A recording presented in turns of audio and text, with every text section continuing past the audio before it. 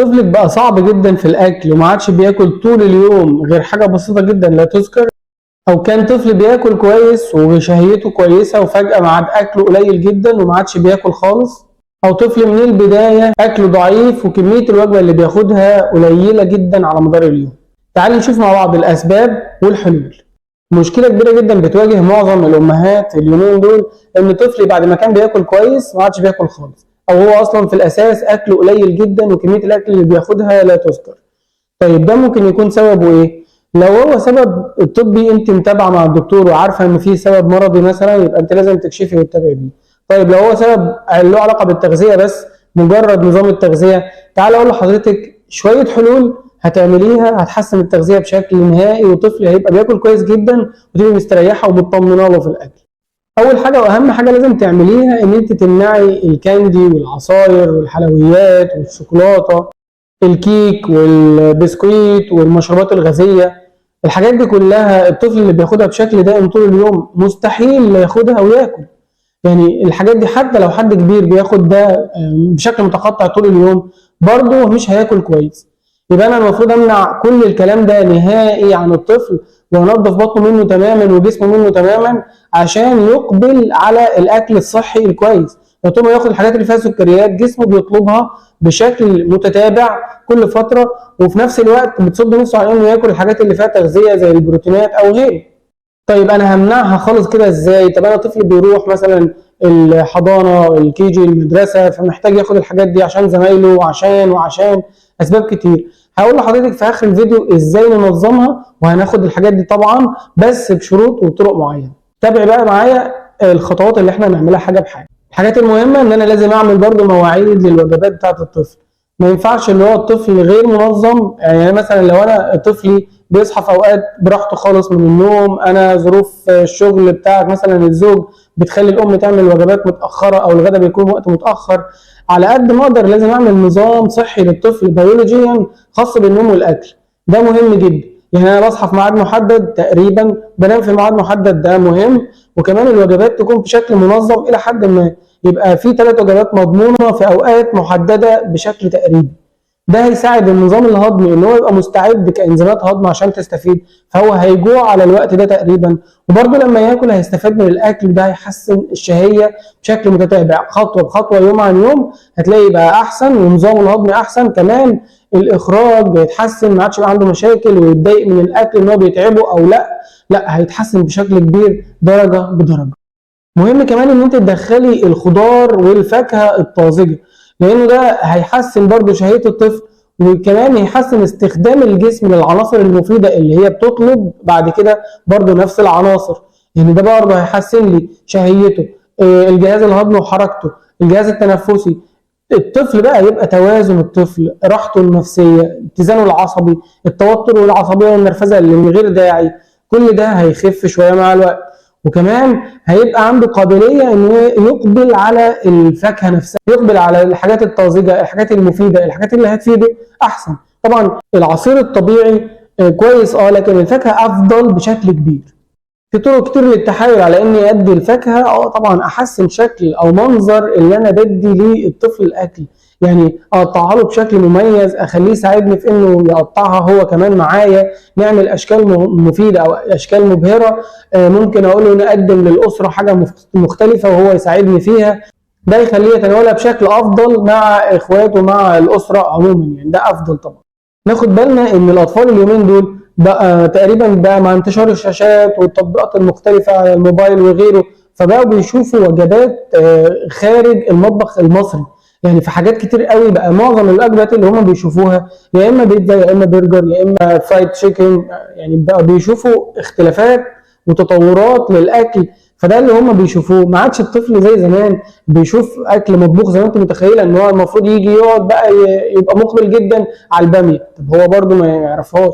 الكلام ده كان زمان موجود لان كان معظم الناس كاسر واسر كبيره لا بقى فيها التنوع ده من الوجبات او طريقه تقديم الخضار اللي موجود بس دلوقتي ده اختلف.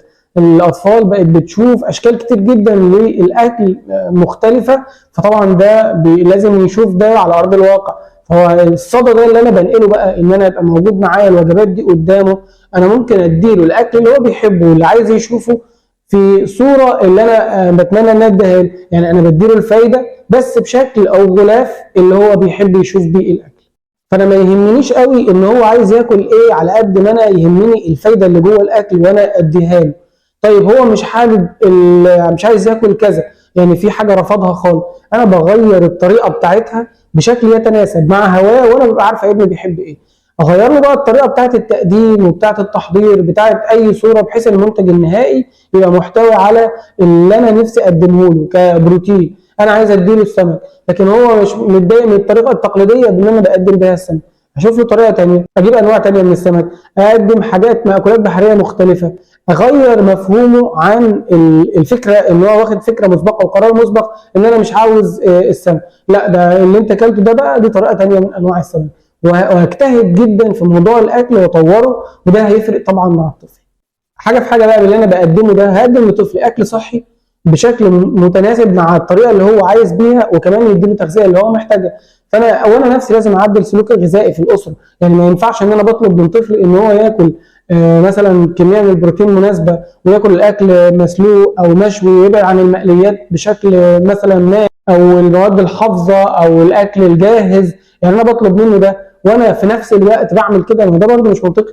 انا لازم الاسره كلها تتغير سلوكها الغذائي، احسن بقى الاكل بتاعي، اقلل الملح شويه واستخدامه، اقلل المخللات والتوابل والاضافات في الاكل للاسره كلها، اقلل استخدام السكر عموما. ده هيفرق طبعا مع الاسره بشكل عام، وهيفرق على الطفل، تاثيره هيبقى تاثير مباشر جدا على الطفل. طيب برضه دلوقتي اوصل بقى ازاي ان انا طفلي ده ما يبقاش عنده رغبه في الكاندي او ما عندوش رغبه في انه ياخد شوكولاته كتير او كده. انا لو عملت ده واديت له الوجبات الاساسيه، يعني انا مثلا حطيت له وجبته في طبق، خلص طبقك ده وبعد كده خد الكاندي اللي انت بتحبه، فهو ده هيبقى بالنسبه له حافز. يبقى انا الاول الاساس ان انا يخلص الوجبه. طيب هل بقى الوجبه كده بقت عقاب؟ لا، بس انا بشجعه باي طريقه. وبعدين انا ممكن اخلي الحلويات والكنز دي مثلا مره في الاسبوع، مرتين في الاسبوع، ونتفق على اليوم، ويبقى احنا برضو متفقين ما بيننا وبين بعض انه لو عملت كويس هتاخد الكانديز اللي انت عايزها. ممكن نغير الطريقه، ممكن اجيب حاجات مفيده، يعني مش ضروري خالص اجيب حاجات فيها سكر كتير قوي وحاجات معموله بطرق مش كويسه وبتقدم للطفل يعني ضرر بالغ، في حين ان انا ممكن اجيب حاجه احسن شويه، الكواليتي اعلى شويه، ومحتوياتها هتكون قريبه من الحاجات الطبيعيه، يعني فيها مثلا حاجات فيها سكر اقل، فيها لبن اكتر وهكذا. ده برضو هيخلي طريقه البحث هتخليني اقدم بدائل احسن، وبرضه الطفل هيكون مرضي. يعني انا ساتسفايد بفكره ان انا باخد نفس اللي انا عاوزه بس بايه، بطريقه احسن، بقيمه غذائيه افضل، باضرار اقل. في الاخر احنا مش عاوزين الطفل يبقى مجبر او يبقى مضطر، علشان برضه ما هو انا مش هقدر امسك على ايده طول الوقت، هيخالفني، هيتصرف، هيعرف يجيب، هيعرف يروح لحد يجيب له.